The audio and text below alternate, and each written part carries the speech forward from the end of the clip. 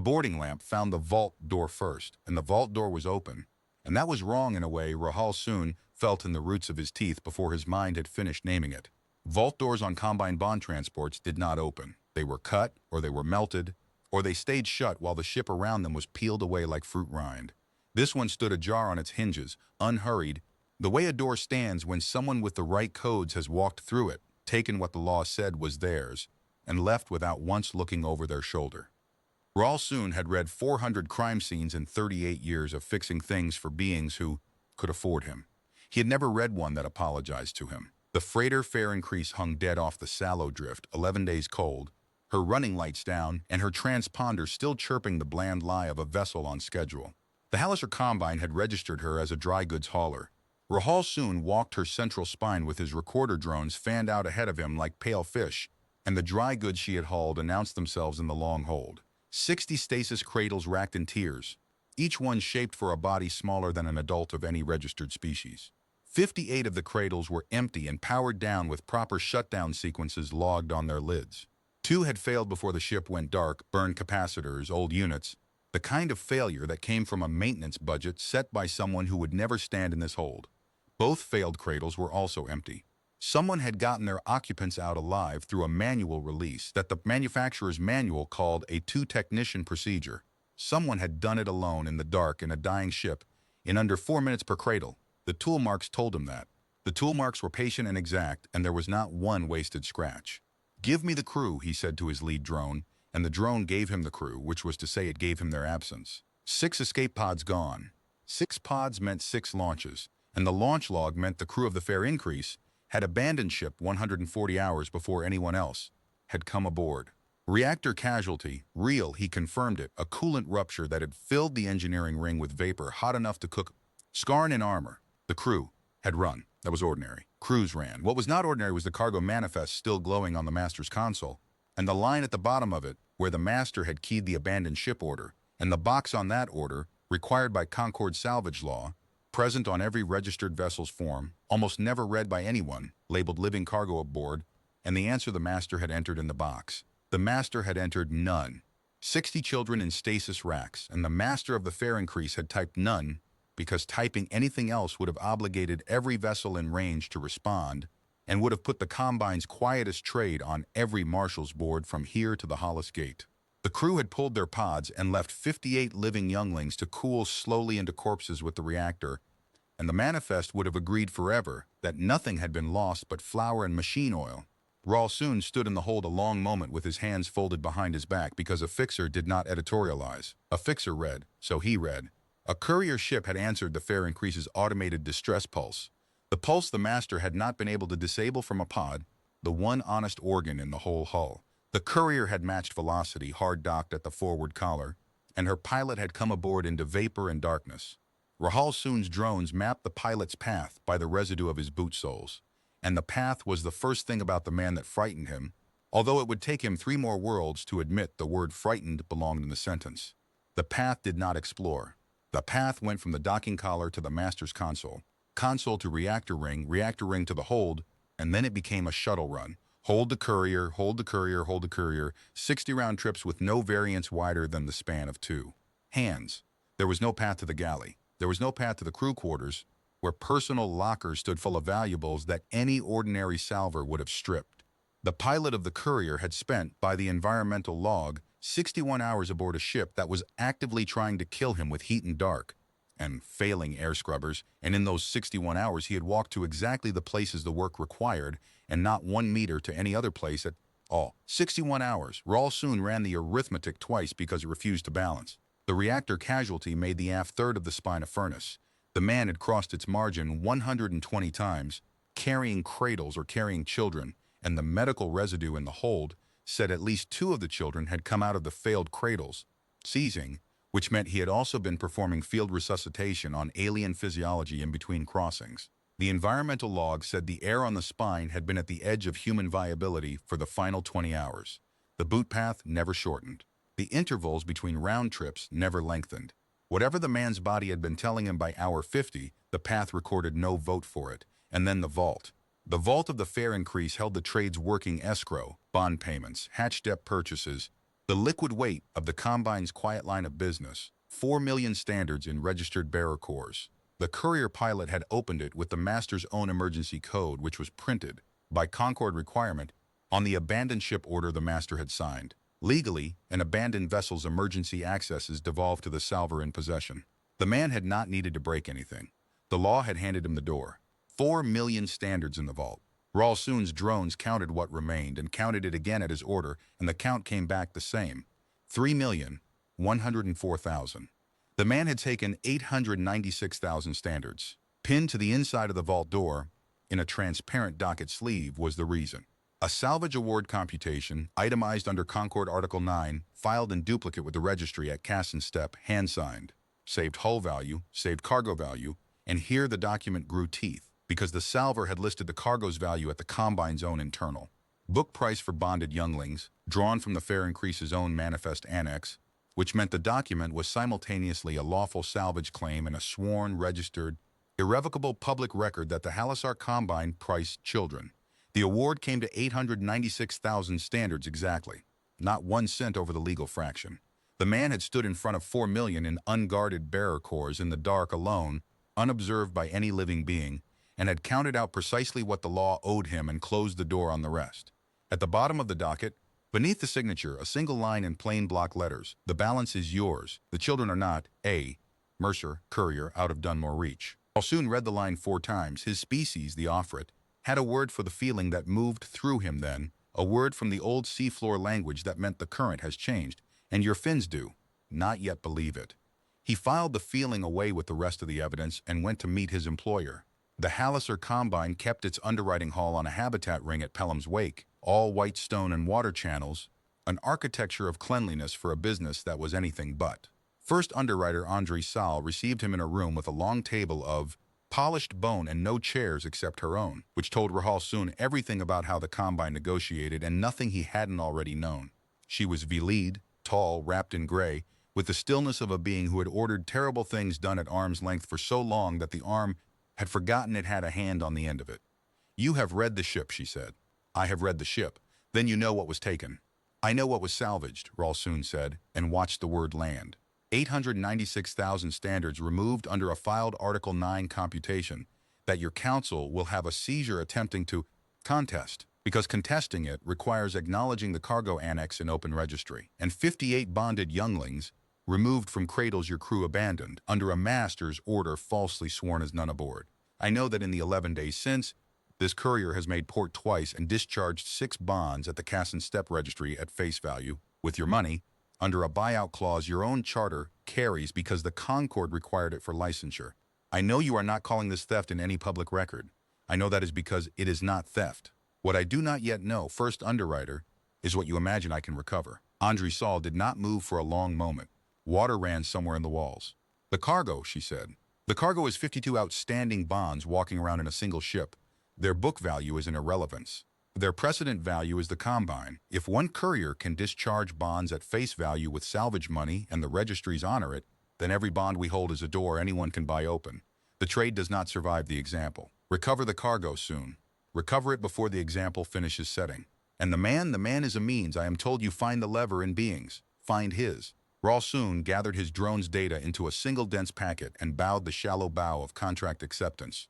And it is the truth of his profession, the truth he lived on, that as he left the White Room he was not worried at all. Every being he had ever been pointed at had owned a lever.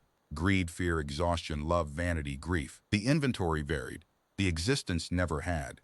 He had moved magistrates, broken admirals, folded crime lords twice the size of the Halisar Combine, and he had done it without raising his voice, because his gift was not violence. His gift was reading the scene of being left behind and finding, in the wreckage of their choices, the exact place where they could be pushed. He told himself the courier would be no different. He told himself the strange feeling from the vault, the current has changed, was only the residue of an unusual document. He was wrong, and the part of him that had stood in that hold already knew it. But it would take 6 worlds, 2 graves, and the end of the Halisar Combine for the rest of him to catch up. Casson Steps smelled of wet rope and ozone, a registry port grown around a customs house 3 centuries old, and the registrar who had processed the first 6 manumissions was a Uriel named Pellic Dane, who plainly wished Ralsoon's credentials had never crossed her counter. "He came in on the morning tide window," she said, filed the salvage computation first, then 6 discharge instruments, face value, bearer cores, all of it in order. I have processed 4 discharges in 9 years, Fixer. Most beings who hold a bond do not want it discharged. I asked him if he understood the Combine would contest. He said the Combine was welcome to contest, and that the registry's seal did not require the Combine's happiness to be valid.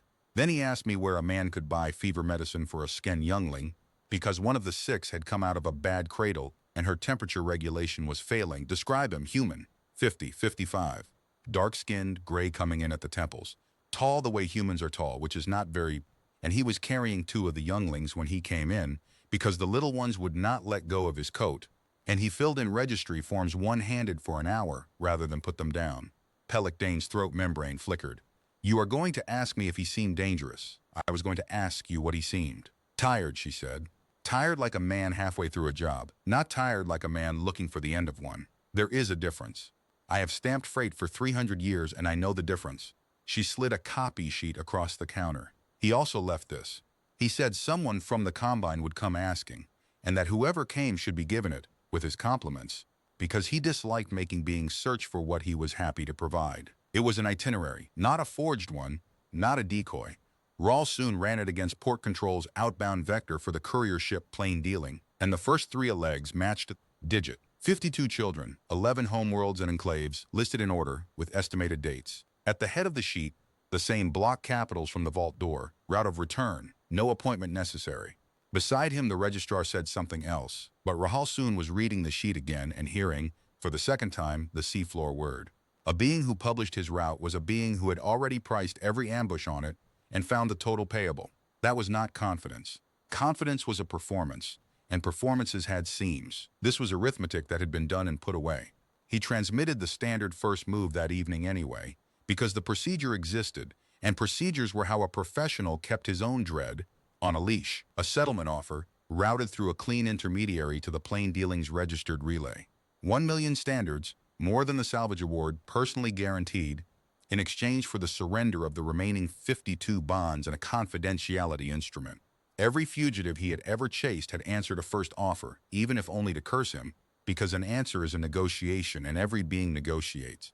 The reply came back in 19 hours. It was not addressed to the intermediary, it was addressed to the Halisar Combine, First Underwriter's Office, copied to the Casson Step Registry as a public annex, and it was not a message. It was a 7th discharge instrument, filed at a port whose name Rahal soon had to look up, with the Combine's million, the offer money, the clean intermediary's transfer codes laid bare in the filing, listed as the funding source, converted on receipt, and spent within the hour on the next bond. The man had not refused the bribe.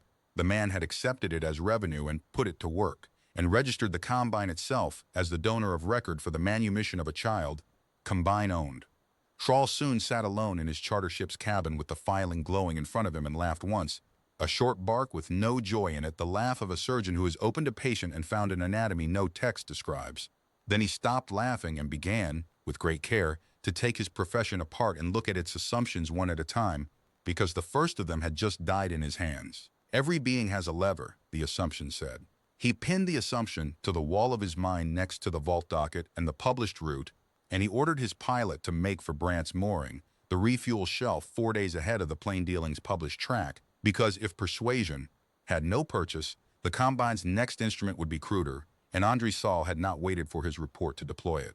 He arrived at Brant's Mooring 30 hours behind the event, which meant, as it would always mean on this contract, that he arrived in time to read what was left.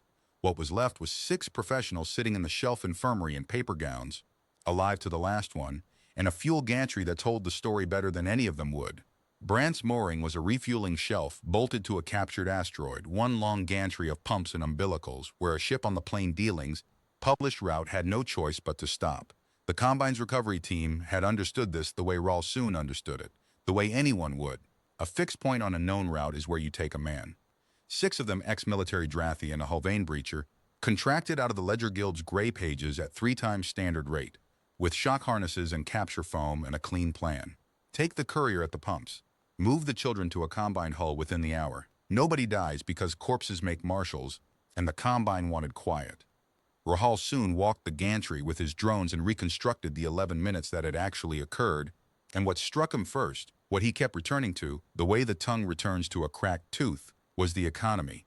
The team had positioned at the gantry's 2 choke points at the hour the plain dealing was due. The plain dealing had arrived on schedule.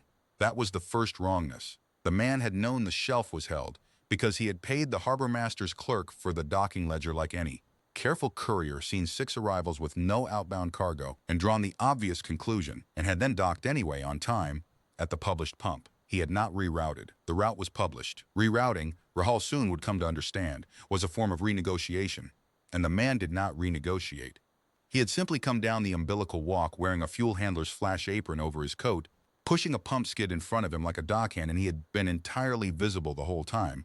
And the team had watched the most wanted human in the sector walk into their kill box disguised as a man doing a boring job slowly. Not invisible, uninteresting. The hull vein breacher told Rahul soon afterward, through a jaw wired shut, that he had looked directly at the courier for 4 full seconds, and his mind had filed the image under equipment. The second wrongness was the order of events. Ambushes have a grammar: the spring, the panic, the scatter, the chase. There had been no spring. The man had reached the first choke point and stopped and set the skid's brake, and said audibly, mildly, to a stack of fuel drums that was not supposed to know it had been seen, that he was going to fill his tanks and leave, that the beings behind the drums were welcome to depart first, and that he had filed a notarized incident bond with the shelf's harbor master an hour before docking, naming the Halisar Combine as procuring party in the event of any violence on the gantry, so whatever happened next was already a document. That sentence did more damage than a grenade would have. Rahul soon interviewed all 6 separately, and all 6 described the same sensation with different mouths. The sudden vertigo of discovering that the trap you were holding had been holding you for an hour. Combat they had trained for, becoming evidence they had not. 2 of the 6 stood down on the spot, simply stood up from cover, showed empty hands, and walked off the gantry, and the man nodded to them as they passed the way one nods to colleagues in a corridor. The remaining 4 sprang the ambush. 11 seconds of contact. Rahul soon assembled it frame by frame from the gantry's dock cameras, slowed it until each motion separated from the next, and watched it more times than he afterward admitted to anyone. The 4 had fired shock harness lines from 2 angles. The man had moved the pump skid, not himself, the skid, the brake released with one heel, into the first pair of lines, fouling them, and had closed the distance to the nearer Drathy, while the second pair re-aimed around their own fouled gear in the narrow walk. What followed was not fast the way vids are fast. It was fast the way surgery is fast. No motion repeated, no motion decorative, each one ending a specific capability. A weapon hand turned against a stanchion until it opened. A knee unhinged with a heel hook a wrestler would have recognized. The hull vane's charge redirected, never opposed, into the gantry rail, jaw-meeting steel with the full deposit of its own momentum. The last Drathy, the youngest, got a capture foam canister up at a range of 2 meters, and the man stepped inside the discharge arc and took the canister away with a twist that left every finger unbroken, and that was the detail Rahul soon could not stop replaying.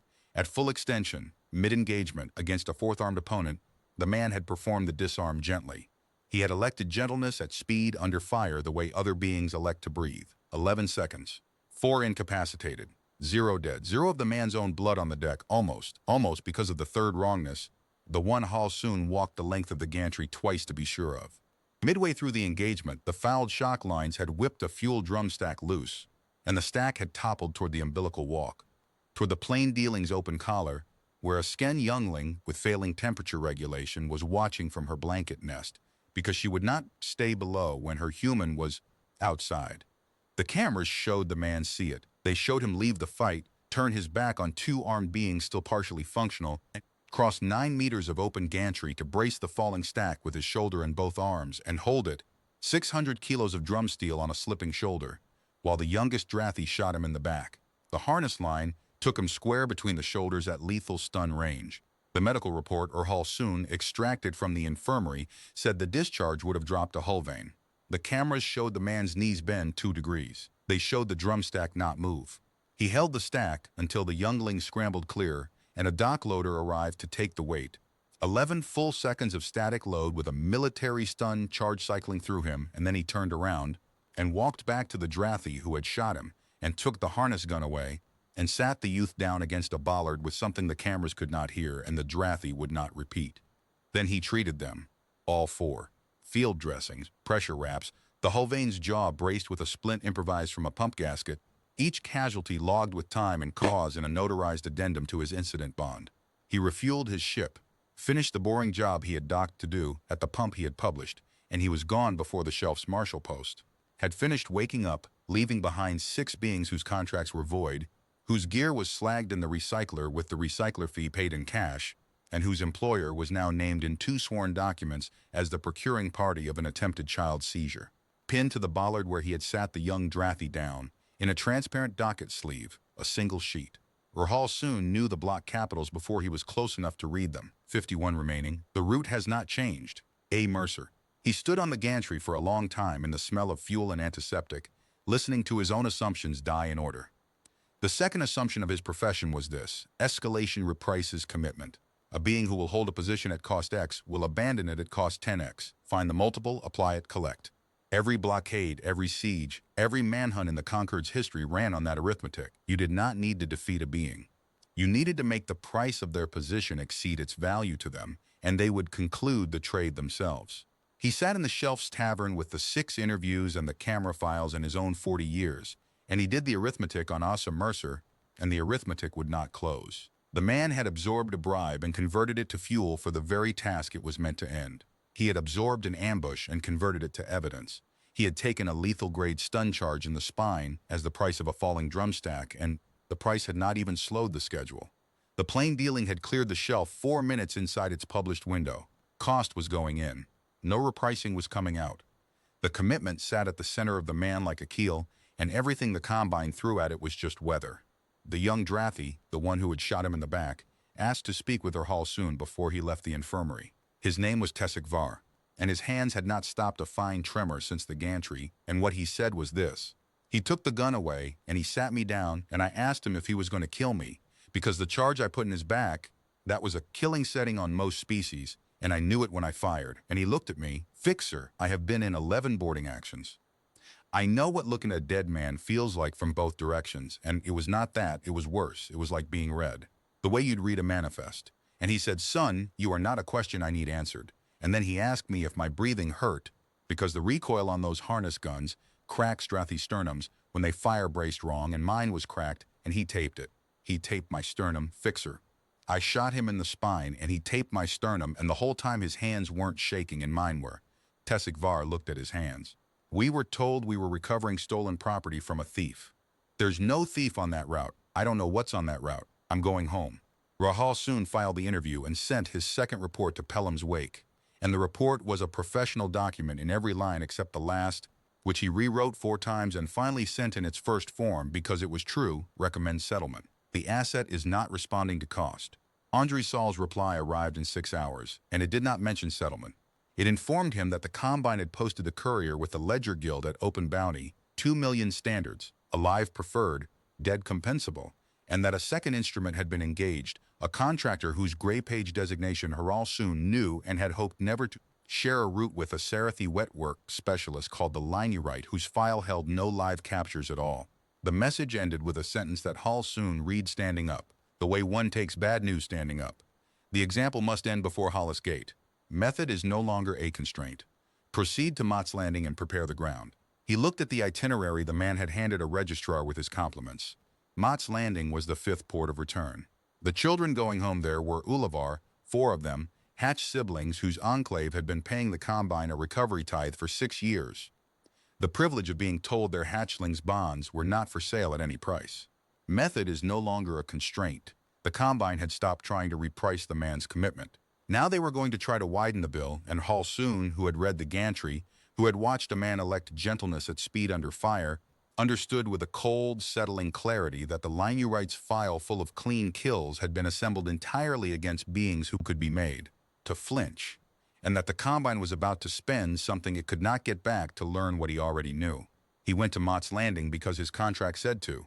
He told himself a professional finishes reading the scene before he files the verdict. But on the 4-day transit, he did a thing he had never done in 38 years of fixing. He opened the file on the target's life. Not the route, not the assets, the life, looking not for a lever anymore, but for an explanation. Looking for whatever it was that had been poured into Asa Mercer, Courier out of Dunmore Reach, that had set so hard nothing chipped it. What he found was almost nothing, and the almost nothing was the loudest evidence yet. Asa Mercer, human, native of a water-poor settlement on Dunmore Reach, age 53 standard. No military record, no combat licensure, no augmentation registry entries, no weapons permits beyond the Courier standard sidearm endorsement, which he had held for 22 years and against which not one discharge report had ever been filed. A man whose file said clerk longer than it said anything else. 19 years behind a counter at the Dunmore Reach Registry of Bonds and Conveyances, the very registry that recorded indenture instruments for the outer reach, including Rahal Sun's texted it with the slow care of a being handling something explosive. 406 bond instruments executed by brokers who fed 2 resales downstream into the Halisar Combine's holdings. For 19 years, Asa Mercer had been the hand that stamped them, not the buyer, not the seller. The clerk, the functionary who verified signatures and embossed seals and entered children into the ledger of lawful property because the instruments were lawful in those years in that reach, and a registry clerk does not adjudicate the law, he administers it. Then 22 years ago, the Concord's Outer Assembly had voted the Reach Reform Act, and birth depth indenture had become unlawful to originate and lawful to retain. Existing holdings grandfathered, the trade's door closed with all the merchandise inside. The registry's minutes for the 10-day following the act were public record, and in them Rawls soon found the only document in the entire file that explained anything. The resignation of A. Mercer, senior clerk, tendered in person before the presiding registrar and 2 witnesses, and entered verbatim into the minutes at Mercer's own request, which was his right under registry law, and which no clerk in the registry's history had ever previously invoked. The entry was 4 sentences long. I certified 406 instruments I now understand to have been bills of sale for children. The law has decided it owes them nothing. I have decided otherwise. Every seal I set I will see discharged 22 years ago. Rawls soon sat back from the screen and let the timeline assemble itself, because it assembled itself the way the boot path on the fare increase had. No exploration, no variance. 22 years of courier work, the unglamorous kind, bulk documents and registered freight, every contract clean, every port fee paid, and threaded through the file like a wick through a candle, discharge instruments. 1 or 2 a year in the early decades, face value scraped together from a courier's margins, 8,000 here, 11,000 there.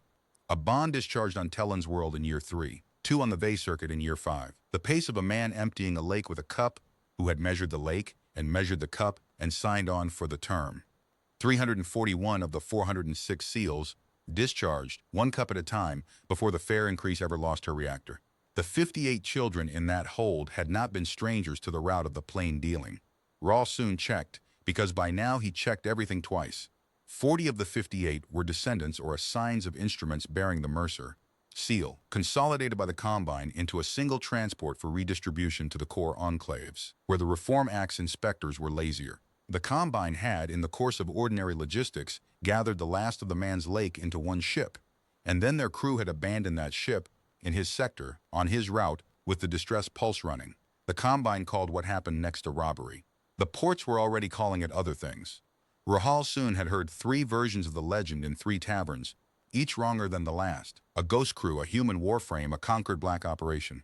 The truth was so much smaller and so much worse. A 53-year-old filing clerk had been presented after 22 years of cups with the rest of the lake in a single vessel, and the law had handed him the door code, and he had done the arithmetic he had been doing his whole life and found it for once payable in full. There was no lever in any of it. That was what the file said. Read properly. A lever requires a want, something the being would trade their position to keep or to gain.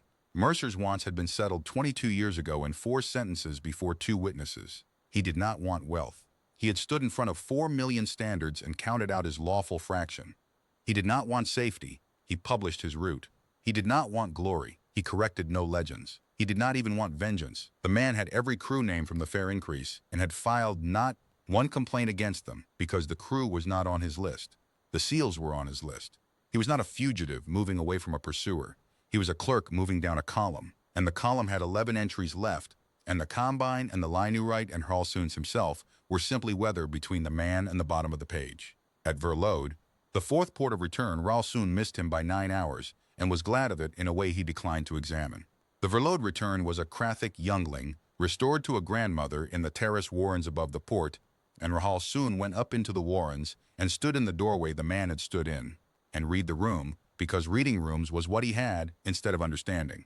The grandmother let him in once she had satisfied herself, with a directness that suggested the man had told her exactly who would come asking, that the fixer intended no repossession. The Combine's bond on her granddaughter was discharged. The instrument hung on the wall in a frame of woven reed, the way other households hang ancestors. He stayed 1 hour, she said. He ate what I put in front of him because refusing would have been rude, and he watched the child the whole time, not like a man watching his work, like a man checking a seal. And when he stood to go, I asked him what we owed, because everything in this reach is owed, fixer, that is the water we swim in. And he looked at the frame on the wall and said, nothing. That's the point of the paper. Her eye membranes closed and opened, slow, deliberate. My granddaughter was 4 when the brokers priced her. She is 9 now. He carried her up 400 steps because her legs went strange in the cradle sleep, and he never once asked me to be grateful. You are hunting him. I am employed to recover what he holds. He holds nothing, the grandmother said. That is what none of you can read. Everything that man carries, he is in the act of giving back. You cannot take a thing from a being whose whole cargo is other beings' property, returning to them. There is no handle on him, fixer. The handle is what you grip when you want to lift a thing toward yourself, and he is not pointed toward himself, and so your hands keep closing on air.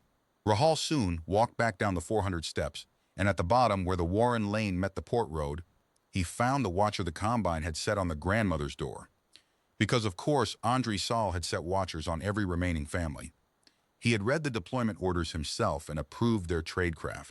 The watcher was sitting on a mooring bit with his surveillance kit beside him, neatly packed, drinking something hot. He saw you, Rahal soon said. It was not a question. He walked up to me, the watcher said, with the particular flatness of a professional whose category of event has been exceeded 9 hours ago before he went up. He walked up to me to my hide, which I have used variants of for 16 years, and he stood at the edge of it, where the sight line breaks, and he said, good morning. And he told me the child would be at the grandmother's address permanently, that the discharge was filed, that there was nothing left at this port worth my employer's expense, and that there was hot food at the dock canteen, and the morning rate was fair. And then he went up the steps. Fixer, I have watched marked beings for 16 years. They run or they hide, or they perform for the camera they hope is there. He filed me. I am in that man's accounts now, a line item read and balanced and carried forward. And I have been sitting here since trying to find one reason to keep pretending I am the one watching. Between Verlote and Mott's Landing, the Combine tried the law itself, which Rahal soon had advised against in writing, on the grounds that one does not challenge a clerk to paperwork. The petition went in at the sector seat, an emergency injunction to freeze all discharge instruments funded from the Fair Increase Salvage Award, pending review of the award's computation. It was competent work. Combined counsel were nothing if not competent, and it carried, for exactly 4 days, the satisfying weight of a door slammed. Registries across the reach received the freeze notice. 11 pending discharges stopped in their channels. Andre Saul's office, Ralsoon's sources told him, allowed itself one evening of something resembling relief. On the 5th day, the respondent appeared, in person. Asa Mercer diverted nothing and canceled nothing. The route, as the dockets kept saying, had not changed. But the sector seat sat 8 hours transit off his 4th leg, and he spent his rest window on it, walking into the open hearing in his courier's coat with a single document case, and Ralsoon, who had flown there to watch the Combine's one clever move succeed, instead watched it die in 21 minutes on the record. The man did not argue. He read. He read the award computation aloud, line by line, and entered the source of each figure, the Combine's own manifest annex, the Combine's own book prices, the Concord's own statutory fraction, and then he read the freeze petition's central claim that the computation required review and asked the presiding adjudicator one question: whether the Combine's counsel present in this chamber would state for the record which specific line was disputed, given that every line was the Combine's own number. Rahal soon watched the counsel's table confer and understood the trap had been walked into months before this hearing was conceived, on the day the man had 58 children at the Combine's own book rate in a registered public filing. There was no line they could dispute without swearing in open record in the middle of an active arbitration to the existence and accuracy of their own price list for younglings. Counsel withdrew the petition. The adjudicator, a flinty old quinari who had said almost nothing for 20 minutes, dissolved the freeze with costs against the petitioner and added, gratuitously, in the manner of judges who wish the record to carry a thing their ruling cannot, that the chamber had reviewed many computations in its tenure and wished to note that this one balanced the cent. The man thanked the chamber, repacked his single case, and made his 4th leg delivery inside the published window, and the 11 frozen discharges went through in one morning, and the freeze notice itself joined the dockets in the arbitration exhibits as further evidence of notice received and contested in bad faith. The Combine had reached for the one weapon that was supposed to be theirs: process, paper, the patient machinery of filings, and discovered what Hall soon could have told them, and in fact had, that the man was not on the other side of that machinery. He was inside it, native to it, 19 years behind a counter of it, and every gear they turned he had oiled in a previous life and knew by sound. 9 entries left in the column after Verlode. Then Mott's Landing, and the Ullivar Hatch siblings, and the line right. Rahl soon spent the transit reading everything the Concord archive held on the species that produced beings like Asa Mercer, and it was a strange education, because the archive's human files were a litany of the wrong astonishments: strength metrics, redundancy of organs, the durability folklore every spacer traded in. None of it touched what he had watched on the gantry cameras. He found what he was looking for, finally, not in the threat assessments, but in an old Concord diplomatic annex, a retired human marshal's testimony to a treaty commission, given in answer to a Valide commissioner who had asked, in evident frustration, what inducement reliably moved a human who had refused a first offer. The marshal's answer ran half a page. The half-page reorganized Hall Soon's understanding of his own career. Commissioner, your question assumes the decision is still open. That is the error. You are a species of standing negotiations. I mean, no disrespect. Most of the Concord is the same. Your commitments stay live in the ledger, repriced every time the market moves. So when you meet resistance, you naturally ask what it costs, because for you, everything still has a price feed attached. A human under obligation has done something you do not have a word for. He has closed the question. The deciding was done once, in the open, usually in front of witnesses, and then the machinery that did the deciding was shut down and the output was bolted to the frame. After that, your offers are not being declined. They are arriving at an office that no longer exists. You can kill the human, certainly. Killing him does not reopen the question. It just transfers it.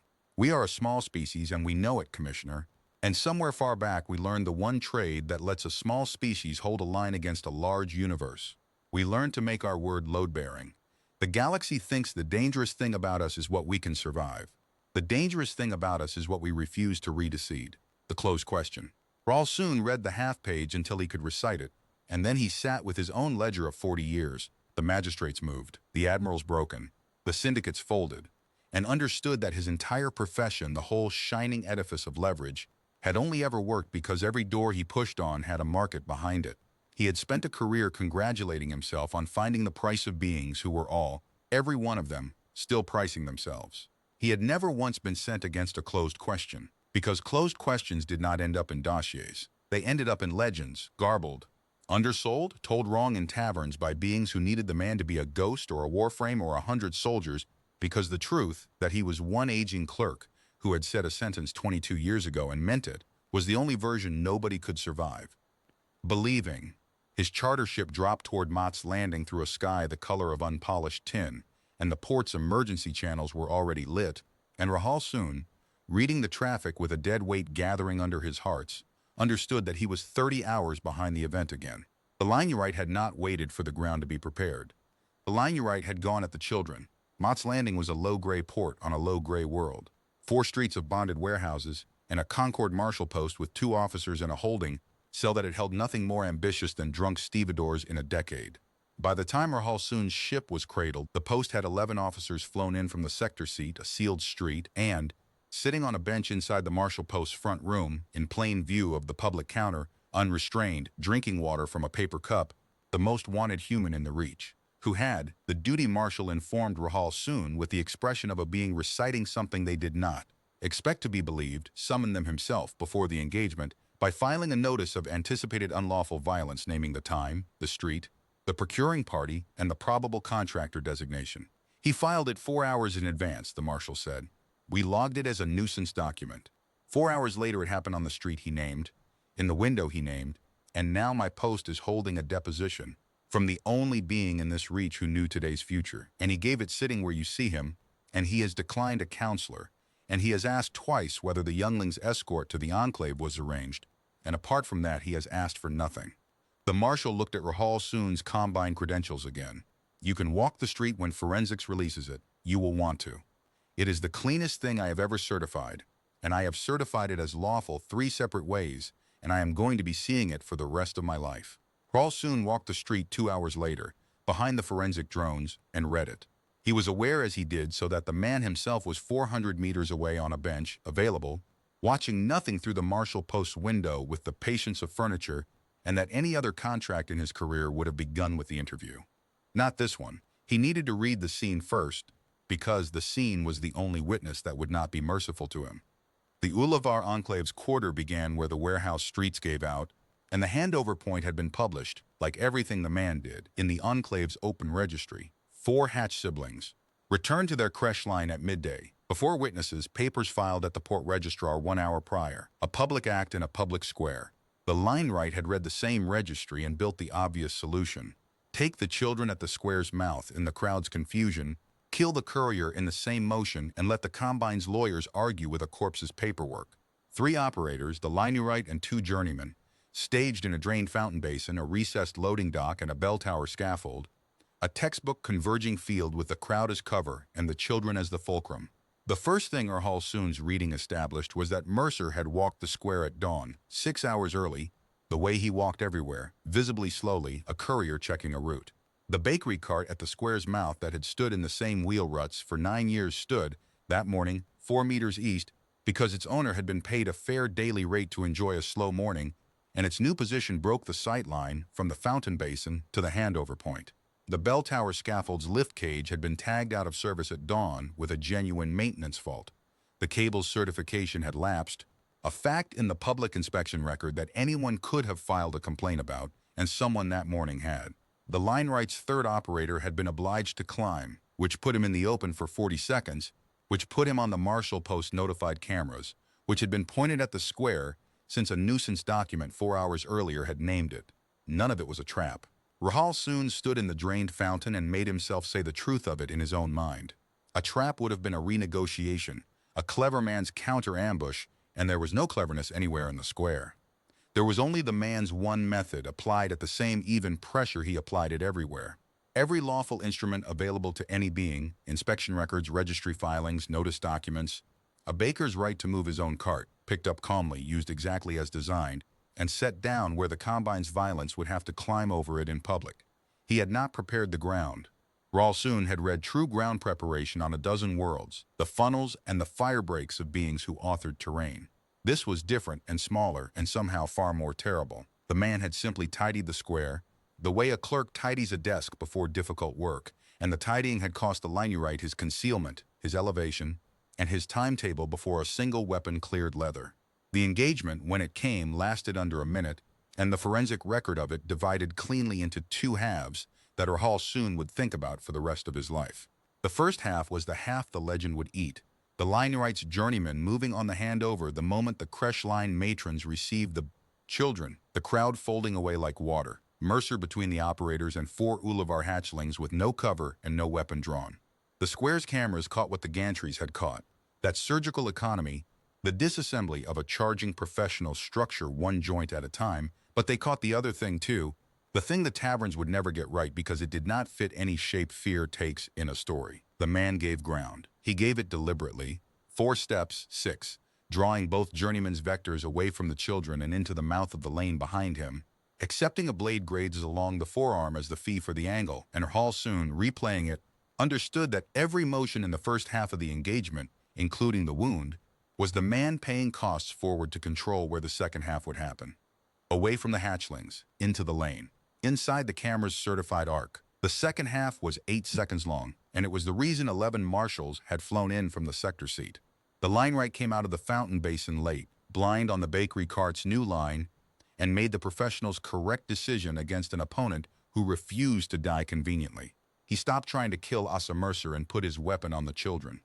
The square's record showed the exact frame in which the man's economy ended, showed him cross 13 meters of open ground in a time the forensic annotator had flagged with a measurement verification note because the reviewing officer had not believed it either, showed the line wright's first shot go into the cobbles because a thrown docket case, man's own filings, the paperwork itself, 400 grams of notarized law, struck his firing wrist at 12 meters range, and showed the finish, which no tavern version Rahal Soon ever afterward heard came near, because every version made it monstrous and savage, and the truth was that it was neither, and the truth was worse.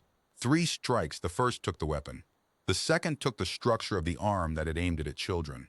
The third was death, delivered with the same unhurried exactness as the field dressings at Brant's mooring, and then the man stepped back and did not strike again. The two journeymen, disarmed, breathing, were left breathing. The record showed him stand over the Leanerite's body. For 1 second the annotator had measured that too, and the enhancement showed his lips move, and the audio reconstruction, certified by 2 Concord technicians, rendered the sentence the legend would spend years failing to improve upon. You made it a question, I closed it. Then he had tied off his own forearm, verified the hatchling's escort with the matrons, and walked to the marshal post to surrender his sidearm, never drawn, and give his deposition. The deposition ran 2 unbroken hours. Raul soon obtained it entire. It contained no justification longer than 1 sentence, defense of third parties under Concord Common Statute, citation given from memory, and it contained, appended in the man's block capitals, a complete itemized account of the engagement's cost to bystanders. The baker's cart's grazed awning, a Kreshmatron's dropped market basket, a cracked cobble, with remittance attached. He had paid for the cobble. The marshal's certified lawful defense before nightfall 3 ways, as the duty marshal had said. There was nothing else available to them. The notice filings made the Combine's procurement a matter of record. The cameras made the restraint arithmetic undeniable. 2 left alive who had come for him.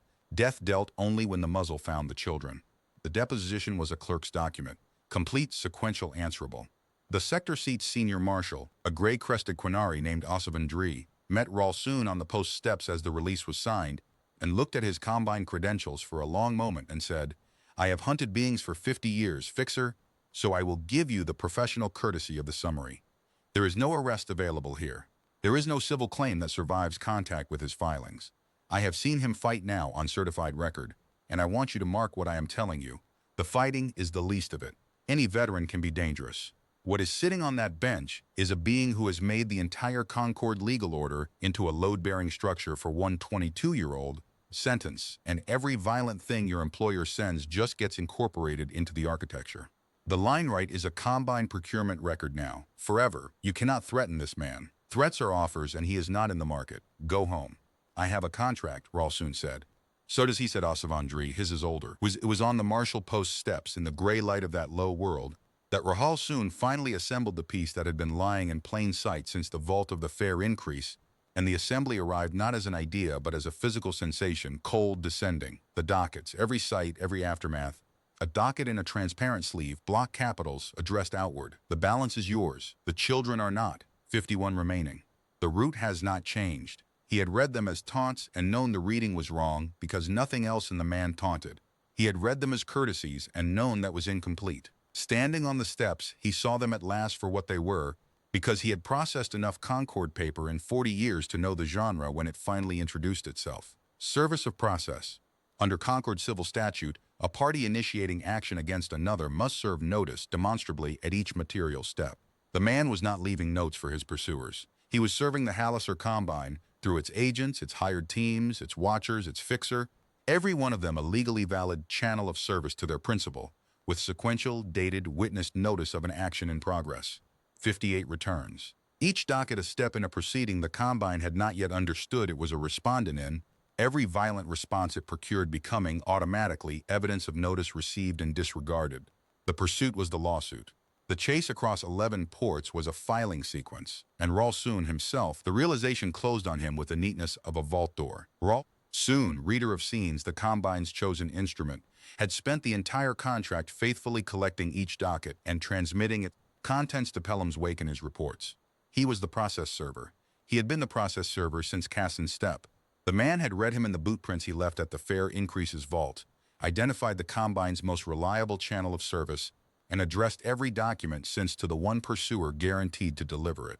Raul soon stood on the steps and laughed for the second time on this contract, longer than the first, until the marshals looked at him, because there was nothing else left in the toolbox. Then he went inside and sat down on the bench, 2 arm spans from Asa Mercer, and the 2 of them looked at the same empty street through the same window for a while, Hunter and Quarry, in the manner of 2 clerks sharing a counter. You knew I would carry them, Raul soon said at last. I hoped, the man said. His voice was unremarkable, low, a little roughened at the edges by recycled air, the voice of any aging spacer on any dock. Service has to be reliable. You read carefully and you report accurately. There aren't many on the other side of this, I'd say that about. The Combine has posted you at 2 million, dead compensable. The instrument after the Linerite will be worse than the Linerite. The one after that, worse again. They cannot stop, Mercer. The precedent is existential for them. They will spend the whole vault. I know, the man said. I read the charter before I filed the first discharge. He turned from the window then, and Rahal soon received the thing Taysikvar had failed to describe, and the grandmother had not bothered trying. The sensation of being read, not threatened, not weighed for combat, simply read completely, the way a manifest is read by someone who has processed 100,000 manifests and can no longer be surprised by freight. 8 entries left, Asa Mercer said. Then Hollis Gate and the last one. You'll have a decision to make somewhere before that, Fixer. I'd encourage you not to make it now. Decisions made early under feeling want redeciding later, and redeciding is a poison. Make it once late in the open, then bolt it down. He stood, recovered his surrendered sidearm from the duty desk with a signature, settled his coat, and paused at the door. Tell the first underwriter the docket from this port runs to 400 pages, he said. Certified copies are cheaper if she orders them in advance. Then he was gone down the gray street toward the cradles, unhurried, a man halfway through a job, and Rahal soon sat on the marshal post bench amid the wreckage of the best career in his profession, and began at last to do what the man had told him to do. He began to consider his decision. The galaxy, meanwhile, had begun to consider Asa Mercer, and the considering took the form it always takes among species who need their fears to wear costumes. Rahal soon tracked the legend the way he tracked everything on this contract, as evidence, and the evidence said the legend was growing in inverse proportion to its accuracy. At Brant's mooring, they were saying the Courier was a decommissioned warframe wearing a man's face. On the Vey circuit, they were saying he was 3 brothers operating in shifts, because no single being could file paperwork in 2 registries the same morning he dismantled a kill team. A freight chaplain at Verlode was telling spacers the plain dealings pilot had died years ago, and the ship now flew itself, crewed by something that kept the dead man's promises out of mechanical loyalty. And in the Combine's own corridors, Rahal soon had his sources. The junior underwriters had stopped using the man's name at all and begun calling. The file the long receipt, because every instrument sent against it came back as a cost entry, and the cost never bought anything, and the file never closed. Every version was wrong the same way. Every version made him more than a man, because the alternative, that he was exactly a man, one aging tired, mortal, and still coming, was the version that put frost in the blood of species who had built their entire civilizational confidence on the premise that all resolve is negotiable at scale. A warframe can be destroyed by a bigger frame. 3 brothers can be divided. A ghost ship can be exercised by a salvage writ. But a clerk with a closed question is not addressed by any weapon in the inventory, and the Galaxy's taverns understood that in their marrow, even as their mouths invented armor for him, and so the legend grew teeth and claws precisely because the truth had neither and needed neither, and the whisper under all the versions, the part every teller got right without knowing it, was the only part that mattered. He is still on the route. He is not angry. He is not stopping. The Ledger Guild's open bounty produced, in the 410 days after Mott's landing, 11 separate recovery attempts, and Rahal soon read each aftermath in sequence like the chapters of a book whose author was teaching him to read it. None of the 11 required the man to repeat himself. A boarding attempt at high anchor over Tellan's world ended when the boarder's own hired pilot, a Drathi who had flown one previous contract against a human and had spent the advance, by his own statement, on getting far enough away to feel safe spending it, identified the silhouette of the plane dealing on approach and simply declined to close, returning the fee in transit, and the aftermath Rahal soon read was a deposit record and a resignation letter. A poisoning attempt at a port canteen at Vey ended with the canteen stores impounded by port health inspectors, anonymously and accurately, notified 6 hours in advance, and the poisoner held on an unrelated, scrupulously documented customs violation that predated his Combine contract, because the man had read the poisoner's record on arrival and filed the customs complaint as a courtesy to the port, the way another being might report a loose handrail. 2 freelancers who staked out a Kresh enclave on the Sken approach withdrew after a 10-day in, which their hide received, each dawn, a paper cup of hot dock coffee, paid for at the canteen in their names, with the morning rate noted. They reported, in their withdrawal filing to the Guild, that they had never once seen him deliver it. By the 8th aftermath, Rahal soon had stopped calling them attempts in his reports and begun calling them what his reading said they were, tuition. The Reach's gray trades were being educated, port by port, attempt by attempt, in a single lesson with no variations, and the lesson was not Mercer is dangerous. Dangerous was a category the trades had prices for.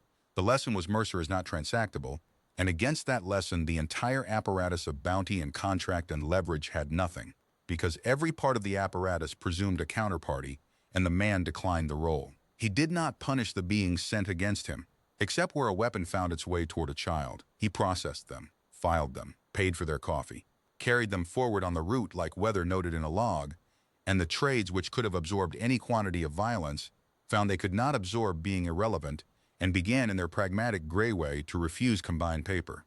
The eighth aftermath was the one Urhal soon studied longest because it was the only attempt all season that had genuinely been built to beat the man's method rather than his body. A yard crew at the Tellon circuit paid through 4 cutouts did nothing to Mercer at all. They serviced his ship.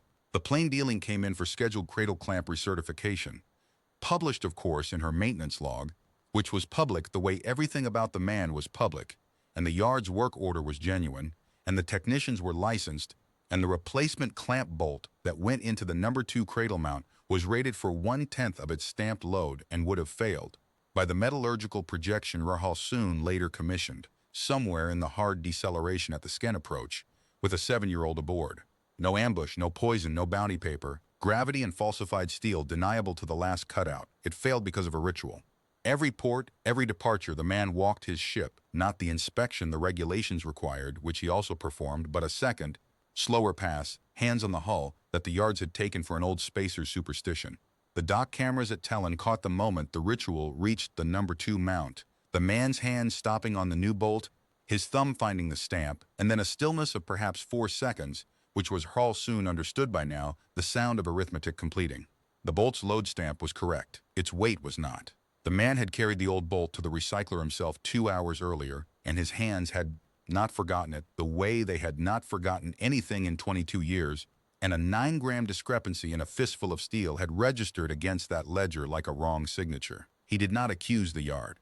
He filed the bolt, the physical bolt, bagged and sealed, with the port-marshal as found evidence, commissioned his own metallurgical certificate at his own expense, paid the yard's invoice in full and in cash, and bought the correct bolt from their own stores, and the work order's chain of custody did the rest without his lifting another finger.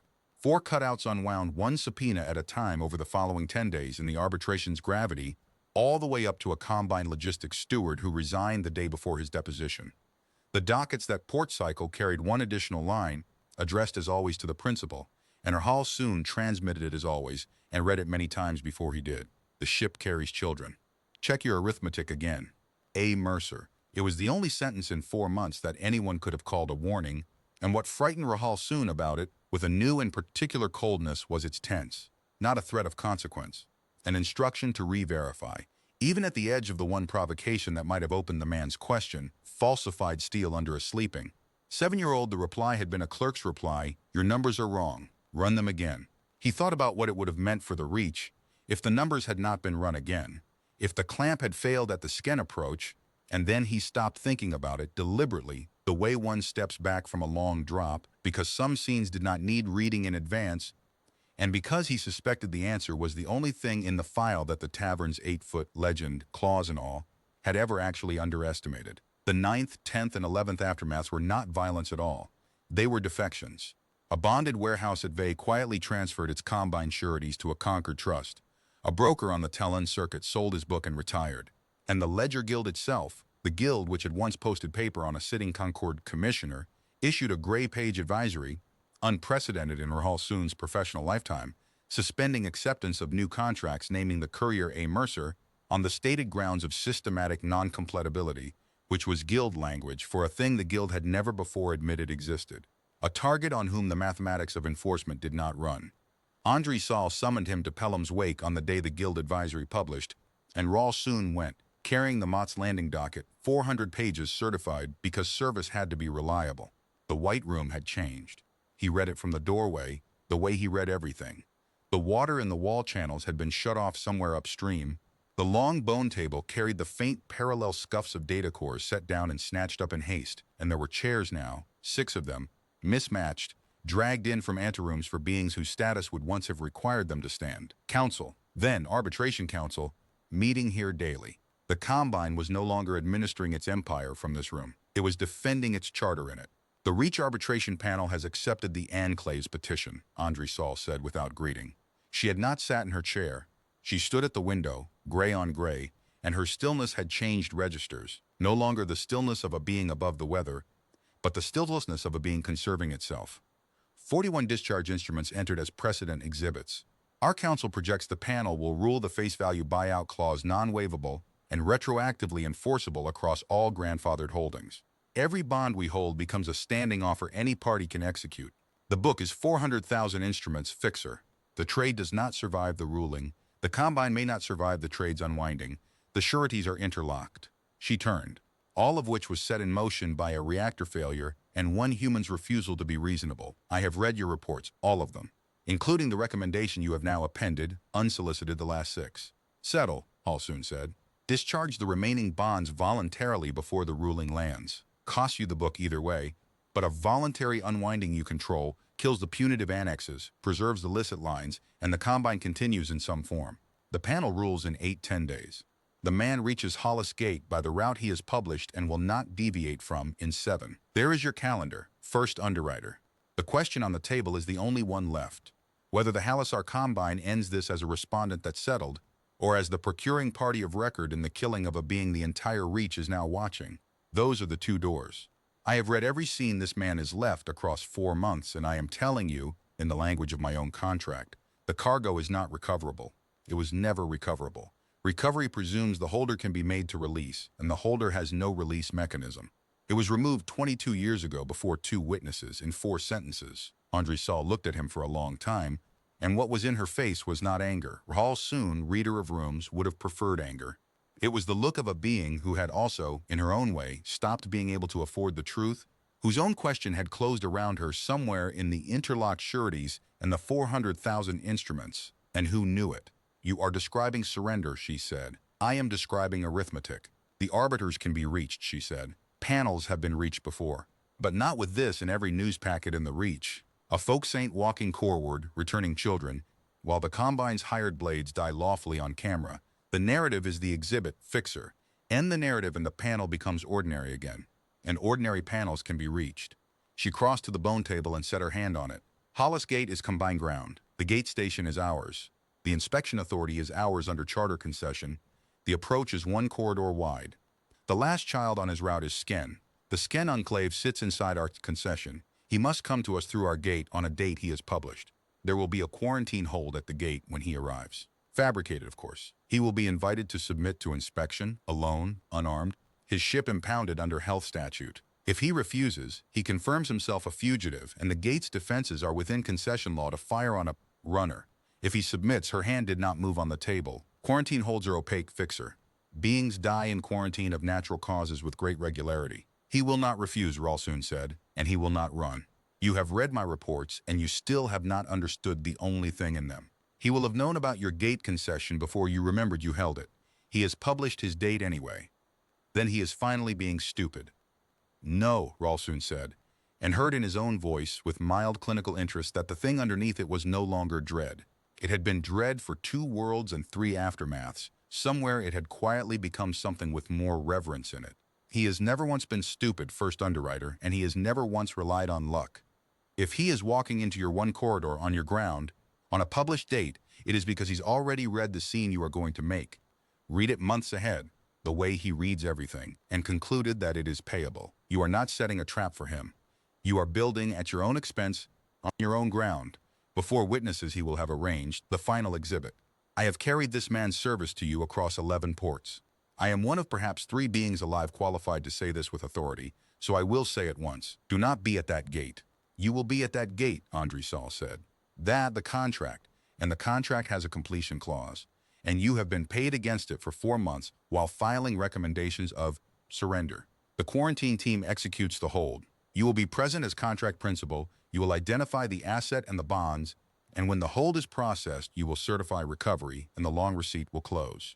Or you may breach fixer, and the Combine's counsel will spend the next decade making your retirement a proceeding. Those are your 2 doors. Rawl soon bowed the shallow bow of contract acknowledgement, which had never in 38 years felt like what it felt like now, and went out of the white room and stood in the corridor where the water channels ran dry and made, early under feeling, in exactly the manner he had been advised against, no decision at all, 7-10 days. 8 entries on the route before the last one, and the man cleared them at the pace of freight, unhurried, on schedule, while the reach watched. A Krathic sibling pair restored at Vey, the Enclave's whole terrace turning out in silence to watch the plain dealing's cradle clamps release.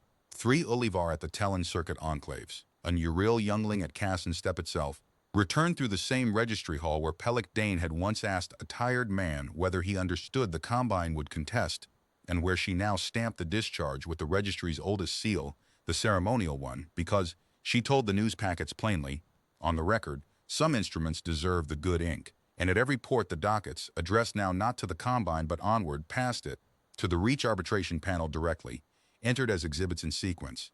The costs, the attempts, the notices served and disregarded, the children's names and the dates of their going home. The man was closing his filing the way he had run it from the vault of the Fair Increase onward, completely, sequentially, answerably. And the panel's clerks, Rahal soon knew from his sources, had begun reading the exhibits aloud to one another in their chambers, not from duty. From the thing the Reach was learning, port by port, that it did not have a word for, and would eventually, in the tellings and retellings, settle on the smallest human word available, kept. The word the tellings kept reaching for was kept. Promises in this Reach had always been instruments, issued, priced, traded, defaulted. Here was a being from a species that bolted them to the frame, and the Reach could not stop looking. On the last night before Hollis Gate, in transit, Rahl soon did what he had done all his life on the eve of an ending. He laid the whole contract out and read it once more, end to end. The vault docket. The route, published with compliments, Tessic Var's taped sternum. The grandmother's frame of woven reed. The half-page of Marshall's testimony. The square at Mott's Landing, tidied like a desk. The coffee delivered each dawn to beings paid to kill the deliverer. The 4 sentences in the registry minutes, 22 years old, load-bearing. And his own reports beneath them, 4 months of the finest forensic reading of his career, every scene rendered exactly. And he saw at last what the file had been from the beginning, what the man had perhaps seen it could be from the morning he identified his process. Server in a boot print, not a pursuit record at all. A deposition, the testimony of a hostile expert witness, compiled meticulously against his own employer, every page of it certified by the only reader in the Reach the panel could not dismiss as partial. He is not pointed toward himself, the grandmother had said, and so your hands keep closing on air. Rahl soon sat with that until the gate beacons of Hollis came up on the board like a row of patient stars, and then he put on the formal gray of contract principle, and went up to the observation deck to watch the trap be built, and to find out, at the age of 109 on the last contract of his career, what he was. Hollis Gate was a throat. That was the honest architecture of it, whatever the charter concession called it. A single transit corridor between 2 shoals of mined-out rock, with the gate station riding the narrows like a tonsil stone, every approach owned by its scopes, every passage subject to its inspection authority. The Combine had held the concession for 60 years and had run it, Rahl soon was obliged to admit, with scrupulous correctness the entire time, because a gate that behaves is a gate nobody audits, and the Combine had always understood that the best place to hide a quiet trade was inside a loud reputation for procedure. Now the procedure was the weapon. He stood on the station's operations deck and watched the quarantine hold assemble itself in the systems around him, layer by lawful-looking layer, a fabricated pathogen advisory backdated with genuine artistry. An inspection team of 8 that held 2 actual health officers and 6 beings whose files Rahl soon had read and wished he had not. An opaque isolation ward, prepared in the medical ring, and the gate's defense battery, charter legal, run through its checks at shift change with a casualness that fooled no one on the deck. The station's regular crew worked around the preparations the way staff work around a thing they have decided not to see, and the gate captain, a Combine lifer named Hewitt Corse, human himself, which Andre Saul had perhaps intended as some species of irony, signed each order with the flat face of a man storing objections in a place he could afford to keep them. The plain dealing announced herself at the outer marker on the published date, in the published window, requested transit and inspection in the ordinary form, and the deck went quiet in a way Rahal soon had felt only in courtrooms in the moment before a verdict whose contents everyone already privately carried. What the deck had not expected, what made the duty officer repeat her scope, reading twice, and the gate captain come up out of his chair, and what Rahal soon absorbed with the deep unsurprise that had become his whole relationship to the man, was that the plain dealing was not alone. She came up the corridor at freight pace on the center line, transponder honest, and behind her at intervals of exactly 2,000 meters came the rest of it. The Sken Enclave's entire registered fishing cooperative, 22 hulls, none armed, everyone carrying observers with recording arrays, and the Enclave's matriarch on an open channel reciting in the flat tones of liturgy, the name and bond history of the youngling coming home. Behind them, a Concorde Marshall cutter, Osavon Dries flying sector seat colors, present. His hail informed the gate with magnificent neutrality to observe a civil transit of interest to an active arbitration. Behind the cutter, two arbitration panel clerks on a chartered packet boat, holding, they transmitted their credentials unasked, a commission to receive exhibits in situ. And behind them, straggling up the corridor like gulls behind a trawler, every news packet boat in the reach. The man had not arranged protection. Rahal soon read the formation once and understood it entire. None of those holes could stop a defense battery. They were not there to stop it. They were there to certify it. The man had walked into the one corridor in the reach where the Combine held every instrument of force, and he had brought with him nothing but witnesses, had made of his own published, unvarying, freight-paced honesty a gravity that pulled every recording eye in the sector into the Narrows on the same morning, so that whatever the Combine did at Hollis Gate, it would do in the best documented 20 kilometers of space in conquered history. You are building, at your own expense, on your own ground, the final exhibit. Rahal soon had said it himself in the White Room and had still, until this moment, not grasped that he had been describing a literal scene with a literal camera count. The quarantine advisory went out from the station on schedule. Because Andre Saul was on the operations deck by then, she had come in person. In the end, unable to delegate the closing of the long receipt, and her stillness had gone glassy, and she gave the order herself. Pathogen advisory. All transiting crews subject to biological hold. The plain dealing directed to the inspection collar. Her pilot to submit to isolation pending clearance. Her passenger manifest impounded. The reply from the plain dealing arrived in text, in the form the deck had learned across 4 months to brace for, and copies went to the Marshall cutter and the panel clerks in the same transmission, burst because service had to be reliable. Advisory acknowledged. I submit to inspection and hold. Note for the record. The passenger is a discharged minor in lawful transit to her enclave. Instrument filed and certified. Copy attached. She is 7 years old and she gets cold easily. Whatever is intended for me, the station's heat plant should be instructed accordingly. A. Mercer. Rahal soon watched Andre Saul read it. He watched her read it twice. And he watched the sentence about the heat plant do to her what no threat assessment in 4 months of reports had done, because threats were a language she was fluent in, and this was the other language, the one the Reach had been learning all season. The man was coming into her trap worried about her station's thermostat. He had read the scene to its end, every branch of it, including the branches where he did not survive the isolation ward, and his concern at the threshold was a child's warmth in somebody else's custody. There was no version of Andre Saul's plan that had a shape ready for that, because every plan she had ever built assumed that at the final door, every being negotiates, and the text on her screen was what it looked like when one did not. The plain dealing docked at the inspection collar. The man came through it alone, unarmed, hands visible, coat over one arm like any passenger, and submitted to the scanners, and the deck watched on the collar feed as the inspection team formed up around him. 6 of the 8 already drifting out of the formation that health officers use and into the formation that other professionals use, and Rahal soon, contract principal, formally summoned to the collar to identify the asset and certify the recovery, went down to the inspection deck with the docket case under his arm and his decision at last fully formed. Late in the open once. The collar deck was white and bright and very quiet. The man stood at the scanner arch in his socks. The inspection had taken his boots. A small procedural humiliation someone had ordered in the hope of finding something at last that chipped him, and it had found instead a man standing in worn gray socks with the patience of furniture, and the humiliation had reversed its polarity and now hung on the deck like a smell. Andre Saul had come down. The 6 who were not health officers stood at their stations. The 2 who were stood very still, the way the innocents stand when they have begun to count exits. Above, on the feeds, 22 fishing hulls and a Marshall cutter, and the panel's clerks and every news packet in the Reach watched the collar's certified cameras, which the concession charter, Clause 206 of a document the Combine had written for itself 60 years ago, in the confidence that procedure was a costume, required to run during any quarantine processing of a sapient, without interruption, on pain of the concession itself. Soon had read that clause on the first night of the contract. He had wondered once since whether the man had read it before him. Standing on the collar deck, watching Asa Mercer wait in his socks beneath the one camera in the Reach, Combine could not lawfully blind, he stopped wondering. Andre Saul tried the last lever first. He gave her that much afterward in his testimony. At the end, with the trap built and armed around her, she still reached for the instrument before the weapon, because she was, in her way, also a professional. She crossed the collar deck to the arch and made the offer herself quietly. But inside the certified frame, where Rahal soon heard every word and the Reach eventually read them in the transcript. Full withdrawal of the bounty, indemnity for every incident on the route, and an endowed trust for the enclaves, 20 million standards, real, irrevocable, more than the remaining bonds were worth by 2 orders of magnitude, against one consideration only, a statement. 1 page.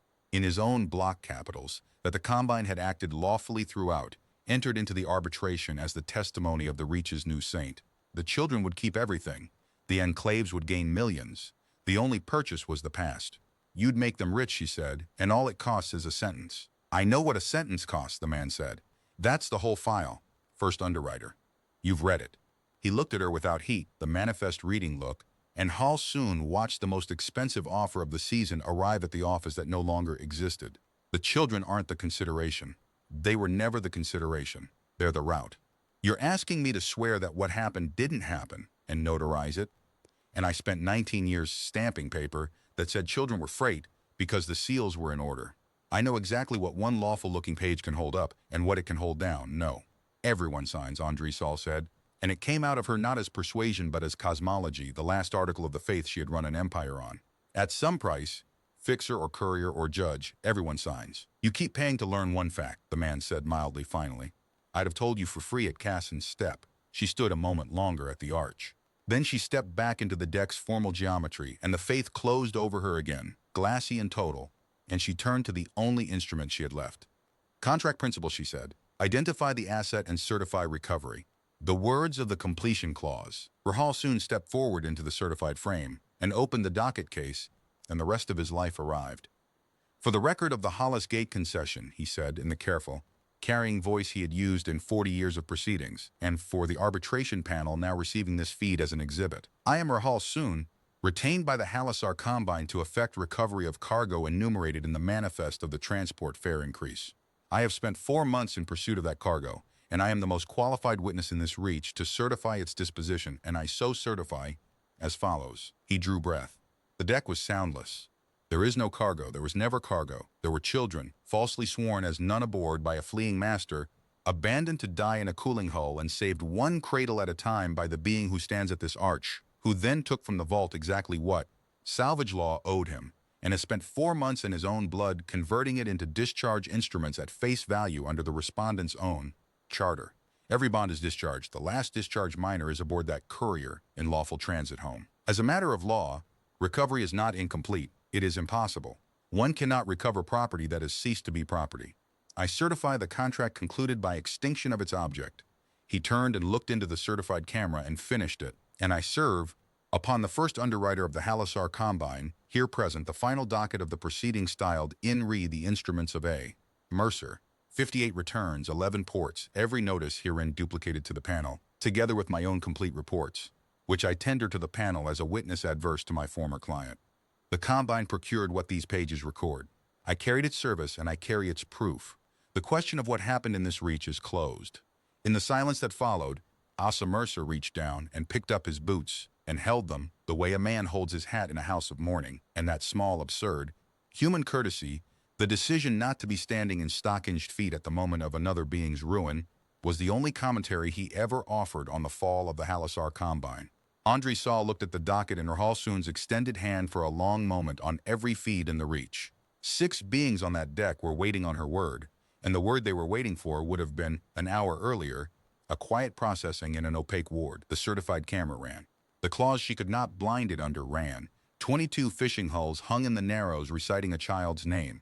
Whatever instruction had lived in her, all season, at the place where beings keep their last resort, Rahal Soon watched her examine it and watched her find. He read it move through her, the oldest sentence in his profession arriving for its author, that the price had finally exceeded the value, and that she, unlike the man at the arch, had always been the kind of being who redecides. She took the docket.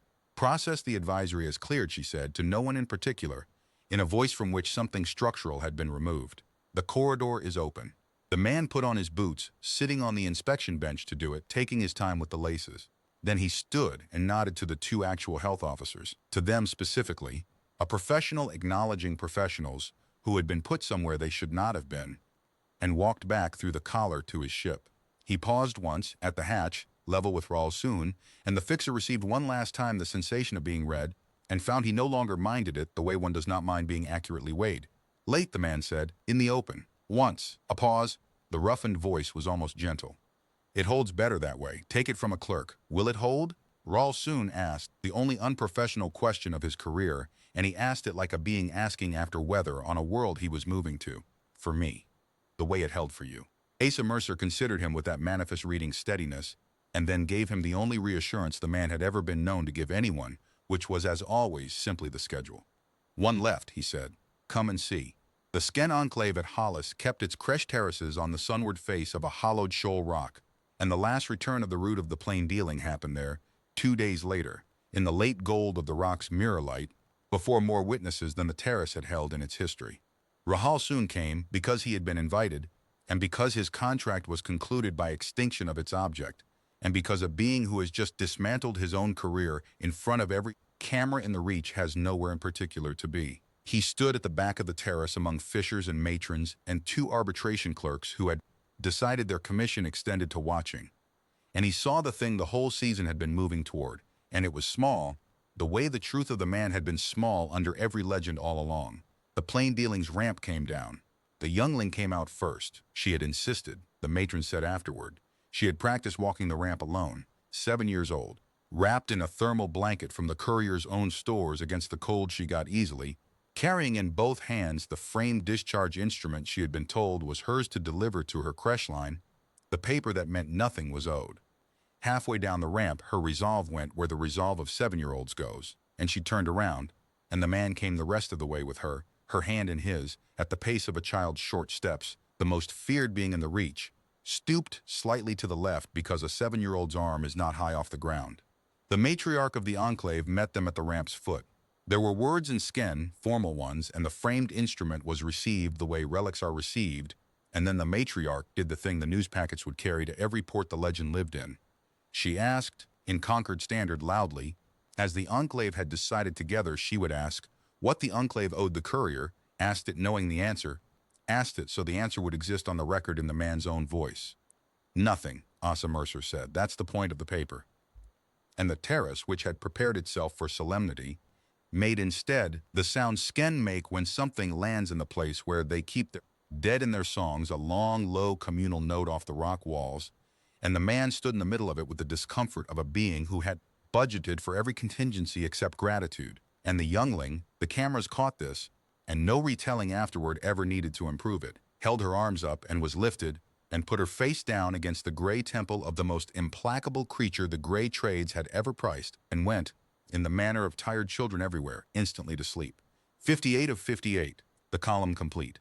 406 seals, discharged. 22 years and 1 season after a clerk had stood up before 2 witnesses and made the lake a term of employment. The Reach arbitration panel ruled 10 days later, and ruled the way Ralston's reports, entered whole, cross-examined for 9 days, during which he sat in the witness chair and answered the Combine Counsel's every attack by reading aloud, slowly, from scenes he had certified himself had made it impossible not to rule. The buyout clause was held non-waivable, retroactive, and self-executing.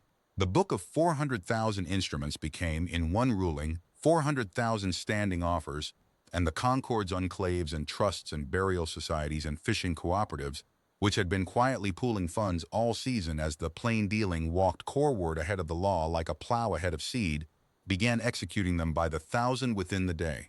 The Halisar Combine did not survive its trade's unwinding, and its end was the end its architecture had always promised. Not a battle, but a settlement. The interlocked sureties pulling one another down in orderly, lawyer-attended sequence, the licit lines sold whole to consortia that found it advisable to retain the staff and lose the name. Andre Saul resigned before the punitive annexes were heard, was indicted on the procurement record regardless. The dockets, the gantry bond, the Mott's Landing filings, every page of notice served and disregarded, and entered the proceedings, witnesses said, with a great composure that did not break until the panel's reader reached the exhibit in which her own counterparty had, at the moment of total victory, picked up his boots so as not to stand stockinged at her ruin. What moved across her face then, the witnesses disagreed about. Rahal Soon, who was present, who had spent a career reading exactly that species of weather, declined ever afterward to translate it. Some scenes, he had come to feel, had earned the privacy of their own language. The gate captain, Hewitt Corse, testified for the panel, produced the orders he had signed and the objections he had stored, and was retained by the concession's new trustees. He ran Hollis Gate for 11 more years, and the quarantine collar certified camera was never again ordered to do anything but its job. The young Drathi Tessic Var went home as he had said he would, and then did not stay there. Rahul Soon's last professional act, before his license lapsed, was a letter of reference for Var's application to the Concord Marshals Academy, in which the fixer wrote that the candidate had once, under fire, been read by the best judge of beings in the reach and assessed as not a question that needed answering, and that the marshals could rely on that assessment because its author had never in 4 documented months been wrong about anything. The Ledger Guild rewrote a page of its gray protocols that winter.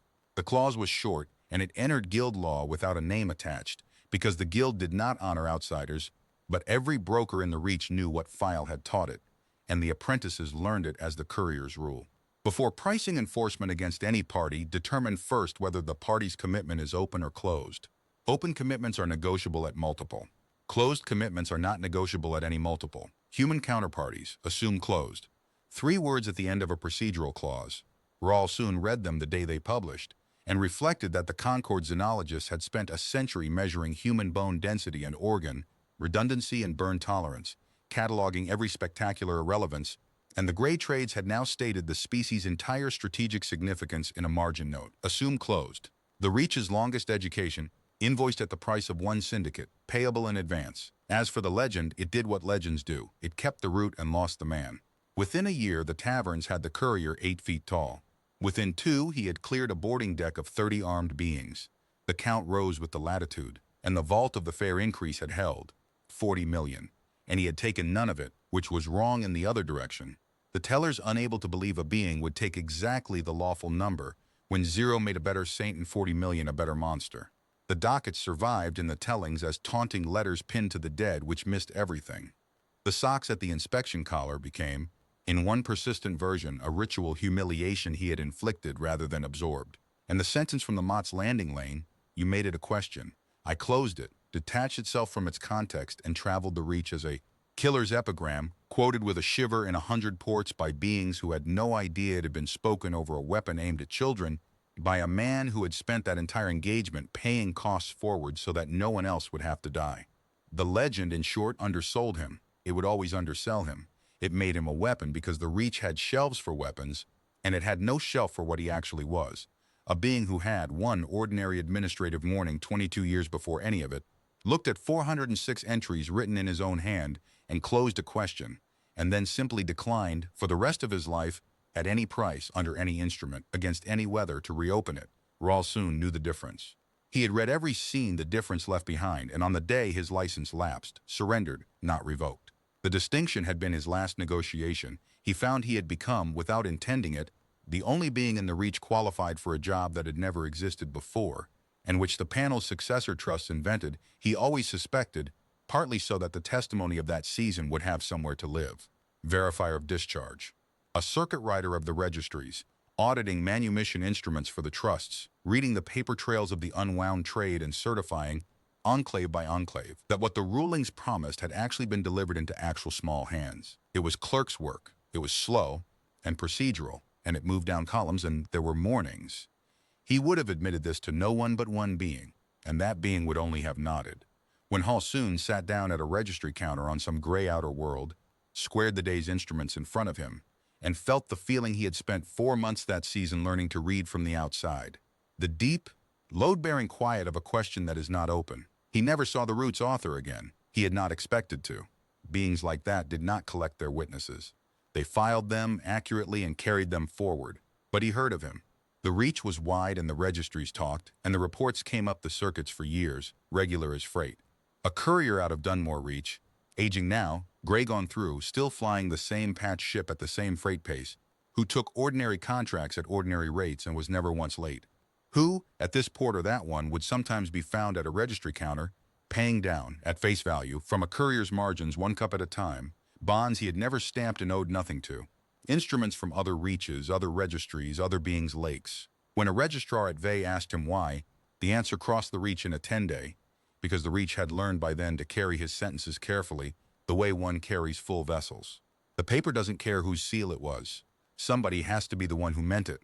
Years went by the way years go by on registry circuits, in 10 days in seals in the slow rotation of gray worlds, and Rahl soon grew old in the work, which among the Offred is a long and unhurried business.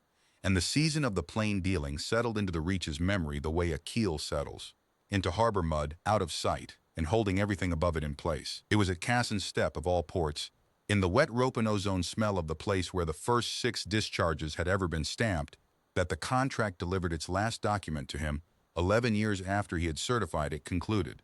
He was at a corner table in the registry-side tavern, with the day's instruments verified, and the evening to himself when the teller and the public room got to the story of the Courier.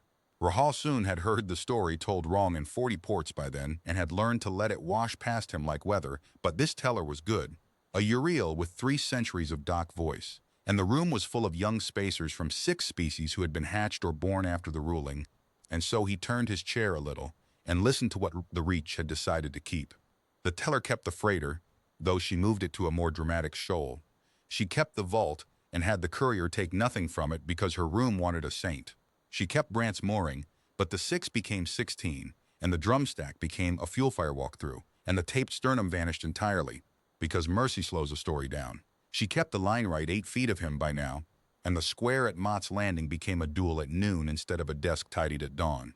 She kept Hollisgate almost whole, the witnesses, the socks, even the heat plant line, which no teller had ever managed to improve. And her room went silent at it the way every room went silent at it, because some sentences carry their own truth regardless of the costume the story wears around them. And she ended it the way the Reach had taken, in recent years, to ending it with the part that was not history at all. The part the ports had simply decided among themselves was true because they needed it to be. That he was out there still, the gray Courier, flying the long circuits at freight pace, and that somewhere in the dark there was always one more registry counter with a tired man at it, paying down some stranger's bond from his own margins. And that if you ever found yourself owed something by the great and the merciless and the immovable of this Reach, something they had sworn before all the galaxy's lawyers they would never pay, you should not despair, Spacer. You should get the debt on paper. Because the species that man belongs to has a madness in it, the teller said, the oldest madness, the one their little drowned homeworld taught them. They think a word once given is a place you live, not a thing you spend, and one of them, someday, will read your paper and close the question, and come. The room made its sounds. The teller collected her cups, and a young being came over to Rosun's corner table, a velid gray-wrapped, with a fixer's careful eyes and a fixer's new license badge worn the way he had once worn his, like a skin, and asked, with the courtesy of the trade, whether he was who she thought he was, because her instructors at the Guild Academy had made the file required, reading, all 4 months of it, his reports entire. They teach it as the masterwork, she said, the finest forensic pursuit ever certified. 11 ports, every scene read perfectly, nothing missed. I have studied it until I can recite the gantry timestamps. I am taking my first principal contract next 10 day, and I came over because, and here her trade courtesy wavered, and underneath it Rahl soon saw, with an old pang, the thing he had carried up the Warren steps at Verlode and down again. A professional standing at the edge of her profession's first real question. The target is human fixer, a salvage master holding a wreck claim against a consortium that wants it back. He has refused the first offer. The file says he buried his partner in the wreck and swore the claim would stand. My principals are asking me to find the lever, and I have read your file 400 times. And what no one at the Academy could ever tell me is the only thing I need to know. How did you finally read him, at the end? What was the tell that let you see what he would do? Rahl soon looked at her for a while, this young mirror with her timestamps and her diligence, and he felt the whole season move through him once. Vault to gate, boot path to socks, and he answered her with the care her question deserved, because she had asked the wrong one as precisely as he had ever heard it asked. There was no tell, he said. That is the finding, fixer. That is the entire file, and the Academy has taught it to you upside down if it taught you to look for the read. I never read him. Not once, port to port, beginning to end. You cannot read a being's next decision when the being is not deciding anything. There is no weather in them to read, no market moving, no want changing weight. Everything I certified across 4 months was just the one decision already made, arriving on schedule in different rooms. I was not tracking a mind, I was watching arithmetic complete itself. He turned his glass on the table, the old habit of a being arranging a scene's last piece. You ask what the tell was. Here is what I will tell you instead, and it is the only sentence of mine worth requiring at that Academy. When you board the salvage master's wreck next 10 day, do not look for his lever. Look first for the one thing my whole career never taught me to look for, because my whole career was built on the comfort that it does not exist. Look for the witness sentence, the graveside oath, the registry minute, the line in the partner's burial record. If you find one, if his question is closed and a human's question's closed like vault doors fixer, they were a small species on a heavy world, and it was the only latch that ever held. Then go back to your principals and tell them the truth, and the truth will be cheap at any fee you set. That there is nothing at the end of that pursuit but tuition. That they may certainly spend the consortium against him, every standard of it, and at the end the claim will still stand, and the only variable their money can purchase is how much of themselves they will have fed into the lesson before they believe it. Cost goes in, fixer, nothing comes out. It is not a wall, walls breach. It is not a fortress, fortresses fall. It is a door that was closed before you were hired, in a room that no longer exists, by a being who threw away the key on purpose in front of witnesses and called it keeping his word. The young fixer was quiet for a long moment. Then she said, with the smallest professional unsteadiness, the question underneath all the others, the one his own hearts had asked on the observation deck at Hollis all those years ago. "Were you ever afraid of him? Every day of the contract," Rawl soon said, "and never once of what he would do to me. That is the part you cannot learn from the timestamps. The fear is not of the being. Fixer. He was courteous in every documented instance. He taped the sternum of a youth who shot him in the spine. He worried about a station's heat plant on his way into its killing floor. No, the fear is of what the being proves. We are all of us, every species at this port, every principal who will ever hire you, held together by the quiet treaty that everything bends if the price finds it, that every word is a position and every position can be exited. We live by it. It is the warm water we swim in. And then a human gives his word and keeps it across 22 years and 11 ports and everything a syndicate can spend, and the water goes cold around you, because you understand at last that the treaty was never the truth of the universe. It was just the habit of the timid. Resolve is real. It can be done. It has been walking around in worn boots this whole time, taking ordinary contracts at ordinary rates. And once you have seen it, fixer, you can never again entirely respect the rest of us, yourself included, and you will spend the years that remain to you the way I have spent mine, keeping small promises with a clerk's exactness, in the hope of feeling, once before the end, one bolt of your own go all the way down to the frame." She thanked him, in the formal trade manner, and went out into the wet evening with her career rearranged, and Rawl soon never learned how the salvage contract resolved, except that he did learn, because the registries talked. The consortium settled inside a 10-day, counsel's advice, the circuit said. Some new clause the young fixers were all citing now. Assume closed.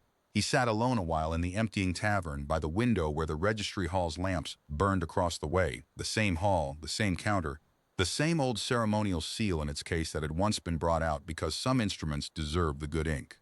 11 years. The trade unwound, the book discharged, the gate honest, the children grown into the middles of their lives. The Sken youngling was a fisher captain. Now he verified her cooperative's instruments every spring circuit, and she still kept a thermal blanket, threadbare, folded, on the bench of her wheelhouse, and had never once explained it to her crew. And somewhere out on the long circuits, by every account the Reach could furnish, a gray courier at freight pace, on schedule. The Galaxy had spent Urhal Soon's whole long lifetime asking the question that filled its taverns and its threat files and its academies. What does it take to stop a human? It had asked it with fleets and with vaults and with hired professionals of every grade description, and it had bought, with all that spending, a single certified answer, 4 months long, 11 ports wide, filed by a hostile expert witness and taught now to children of 6 species, and Urhal Soon, who had written it, could render the whole of it in a sentence small enough for a margin note, and did so to himself in the lamplight one last time, with something that long association had finally taught him to recognize as peace. You cannot stop a human, the answer said, because stopping is an offer, and the office that took offers closed 22 years before you knocked, and the man you are asking about is not, and never was, coming after you. He is only finishing his route. Pray you are not standing on the paper when he arrives to keep it. Step aside, and he will nod to you on the way past, the way one nods to colleagues in a corridor. The question was closed. The Reach had the documents, and the dread of him, the long cold dread the taverns dressed in claws and armor plate, the dread that had remade a syndicate into a settlement and a fixer into a clerk and a legend into a law, was Rawl Soon thought, setting down his glass, only ever this and would only ever be this, all the way to the last registry on the last gray world at the end of the longest circuit. Somewhere once, in front of witnesses, a tired man had said, "I will," and the universe had been rearranging itself around the sentence ever since, because he had meant it, and nothing in the dark between the stars had ever once found the price of a thing that was not for sale.